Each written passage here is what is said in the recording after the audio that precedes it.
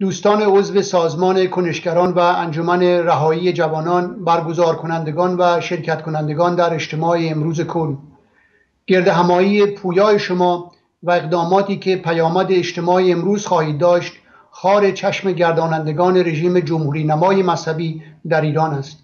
رهبران حاکمیت در حالی انجام یک نمایش انتخاباتی تازه را تدارک می‌بینند که سازکارهای حکومت آنها عملاً از حرکت باز مانده و سازه‌های فرسوده آن که بر شالوده تحمیق، گسترش ترس، اعمال زور، کاربرد اسلحه و کشتن آزادی قرار گرفته از درون در شرف فروپاشی است. حکومت اسلامی ایران در حال یک نمایش انتخاباتی تازه را تدارک می‌بیند که در نتیجه فشار لجام گسیخته، سوء مدیریت دولتی، رقابت قدرت، ورشکستی اقتصادی، انزوای سیاسی و تهدید نظامی در مسیر از دست دادن کنترل بر اوضاع داخلی و خارجی کشور است. حرکت پویای امروز شما، منادیان آزادی و حامیان عبور از حکومت مذهبی در ایران که بخشی از یک جنبش در حال پا گرفتن است، تدریجاً فراگیر خواهد شد و خواب را از چشمان رهبران انحصار طلب و تمامیت خواه خودکامه اسلامی خواهد گرفت.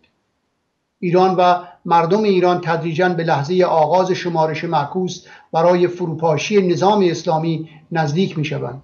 در این گذر تاریخی همراهی نیروهای همگن و آزادیخواه و معتقد به حق انتخاب و مردم سالاری سرعت فروپاشی و عبور از نظام اسلامی را افزایش داده و در این حال از بروز خلأ قدرت و گسیختن شیرازه امور و تهدید یکپارچگی و وحدت ملی پیشگیری خواهد کرد.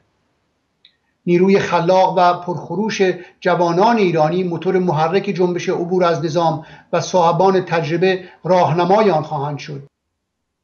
بیشک مراد از شعار جوانگرایی جذب هرچه بیشتر نیروهای نسل امروز در کنار نسل گذشته و دست یافتن به آمیزه است معتدل و متکی بر قدرت و عقل عملی و نه تلاشی برای به حاشیه راندن بخشی از جامعه که تاکنون در خط مقدم قرار داشته است. برای رسیدن به پیروزی علیه حاکمیت سیاه مذهبی، مشارکت یکایک زنان و مردان ایرانی و همگرایی گروه‌های مبارز و همگن یک ضرورت اجتناب ناپذیر است. ایران فردا برای پذیرایی از یک تحول تاریخی آماده می شود. سرزمین ما بار دیگر خواستگاه تمدن شکوهمند ایرانی خواهد شد. ایران به یاری شما آزاد می شود. ما به خانه باز می گردیم و آن را دوباره می سازیم.